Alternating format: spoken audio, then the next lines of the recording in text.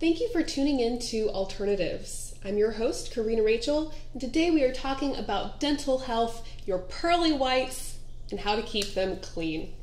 Jessica, thank you so much for joining me. Thank you for having me. So can you maybe just give us a little bit of background about you and maybe what got you interested in dental health in the first place? Really, it was being a mother of kids and just trying to keep their dental health. It's really, there's so much connected. The body is really just one system. So the health of your mouth is connected to the rest of your body. So it's really important to not only when you're older, but starting from when you're a child and you get those first teeth, to really take care of them. It's so much more than cavities. It's so much more than that. So my daughter specifically, when she was 2, we found out that she had a condition in her mouth where her enamel didn't seal. So she had a lot of dental issues. She was in and out of the dentist's office with cavities and getting caps on her teeth, and it was really difficult as a mom to see her go through that, because it's not fun for any child to go to the dentist. Yeah, or any adult even to go to the that's dentist. True. A lot of us have like childhood trauma from going to the dentist. It's not necessarily a pleasant experience. So seeing all of the things that she had to go through and just not wanting her to have to deal with that anymore drove me to really educate myself as far as what I could do before they get to the dentist, and how to help them to have better teeth, healthier teeth, and in turn a healthier body. Cool. So, yeah. Well, I definitely can understand the concern. So maybe you can talk a little bit about, what you discovered as you started doing more research into dental health and, like you said, preventing the cavities. What do we do to take care of our teeth before we get to the dentist office? Absolutely. Well, a lot of people think that brushing your teeth twice a day and flossing is just the way you do it. That's what we've been taught from the time we were little. What I noticed in all of the different toothpaste brands that I tried for my kids and myself, it just wasn't cutting it. You read the ingredients, and some of the ingredients in there are questionable. Some of them, you don't understand why they're in there. And when you're dealing with what you put into your child's body, I think that a lot of mothers would agree they go over things with a fine-tooth comb, a little bit more when dealing with their children. So that was really what got me started reading labels, reading ingredients, figuring out what these things are. There's so many ingredients that you don't even know how to pronounce them, let alone what they're in there for. So really doing your research and trying to figure out why they chose those ingredients, and are they necessary? Some ingredients that are in major brands are just to have it foam up, which really doesn't clean the teeth. It just makes people feel good that their teeth are being cleaned. So that's not necessary. And that was something that really got me started, like looking at all the different things and going, okay, this is not something that I need to put in my child's body, let alone my body. So, and like toothpaste that have sugar in them and stuff like that. Yeah. And fluoride itself, I mean, for a child's toothpaste, like a baby's toothpaste, they don't have fluoride in there because you cannot swallow it. It is really dangerous to swallow, but it's in adult toothpaste. And when do you make that jump? When do you trust your children to not swallow the toothpaste? So that, I mean, there's actually like a poison control warning label. Yeah. So I feel like you don't need it. So maybe can you talk a little bit about some of the other ingredients? Like I know sodium lauryl sulfate is something that I always see on toothpaste. That's the foaming agent, and it's one of the most harmful that are in there, in my opinion. And it doesn't do anything. If the bubbles that the sodium lauryl sulfate created was more of like it helped to take off the stains or the tartar, I would understand that, but it really is just to make the consumer feel good, like they're doing something. Right. Toothpaste and tooth powders do not need to foam up. They don't. I know that we've been taught that from the time we were little. It's like our shampoo needs to foam up, our toothpaste. It's really not necessary. It's not necessary. So are there other ingredients maybe that you discovered in your research that you would want to warn people about? What should they look for on their toothpaste label? Well, I think that glycerin is not something that you want to be putting in your mouth if you can help it. And most toothpastes have to add glycerin to turn it into a paste. There's, like I said, fluoride, sodium fluoride is in there. That is actually in rat poison. So I would not feel comfortable putting that in my body. I know that there's studies out there that say that fluoride is really good topically for your teeth.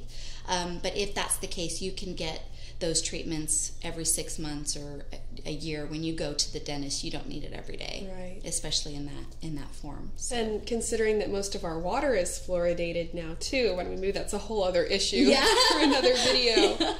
So we've talked about maybe some of the problems with the conventional toothpaste. What's the alternative that you discovered? Tooth powders, actually. Before toothpaste was even invented, and it wasn't that long ago that we switched to toothpaste. I mean, our grandparents, they used tooth powders, and I think that it's so much more natural. You can be more causal with your ingredients. You don't need to put things in there just to turn them into a paste or just to have it feel like you're getting a better experience. When you're a conscious consumer and you know what the ingredients are and why they're in there, you can have such a better experience and better results, way better results. Toothpaste is so superficial. When you're done brushing your teeth, I don't really feel that dentist-like clean. I don't think anybody does. And I also notice that when I wake up in the morning, I kind of have like this stale toothpaste taste in my mouth. You don't need to have that. There are products on the market right now that give you way better results. They make you feel better.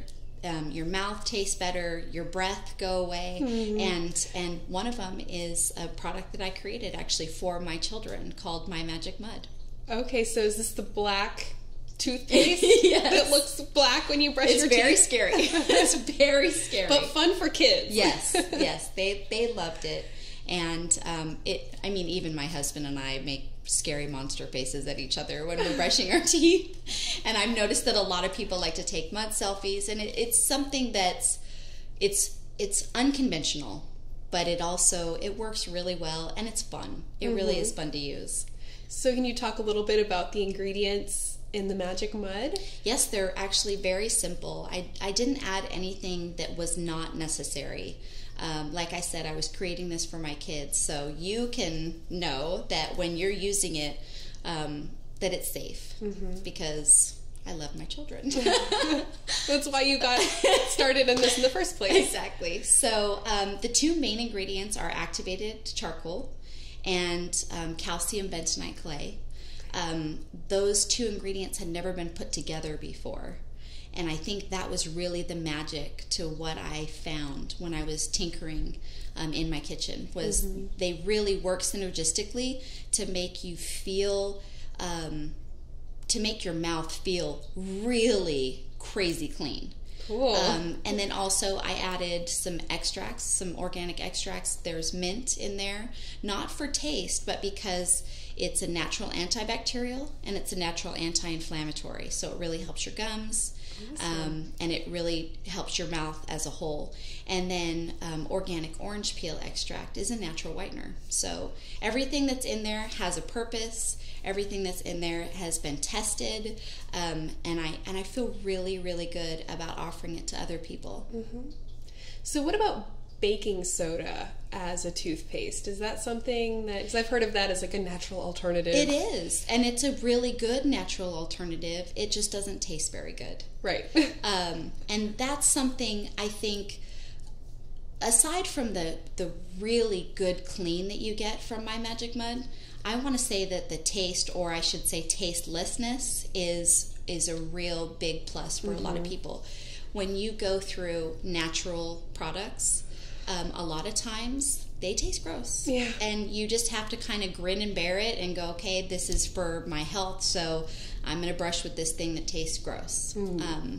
But I couldn't do that with children. There was no way I was going to get my then 3-year-old to brush with baking soda. I could have put sugar in it and he still wouldn't have done it, you know? Right. So that was what I was trying to achieve, was something that tasted good. And actually what I found was that it doesn't taste at all. In fact, it removes bad taste and bad breath from your mouth.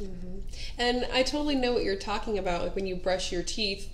It's been a long time since I've used the conventional toothpaste. I've been buying like the Tom's and other natural toothpaste because there's that like really strong taste that you get, and then it like stays with you for a really long time. And you know, these things that we're using to get stuff off of our teeth, it seems like after you brush, why do you now want this like weird sweet but really strong taste in your mouth? You know, it doesn't feel clean. And it kind of goes stale after a while, I've noticed. When trying to deal with like the strong mints or things like that, it just doesn't feel, it feels like you're trying to mask something rather than get to the root of the problem and remove it. Right. So something like Listerine as a mouthwash, you know, that's kind of the same deal. It's like, wow, this is so strong and so sweet. Like, how could this be good for my mouth? Is Listerine a good mouthwash to use? Or? I mean, I don't want to bash anybody, but I don't feel personally for me or my family that it's a good choice. There's a lot of chemicals in there that are really strong and actually wind up eroding your gums and eroding your enamel. Oh, wow. You're playing with fire, I think. Yeah. So I try to stay away from things like that. And the artificial colors and stuff like that. I mean, those are all things that I'm trying to get off my teeth when I brush them. And so, just looking at the ingredients on things like that, I started going, anything that has an artificial color, you don't want to put in your mouth. Right. That's not a good idea. Right.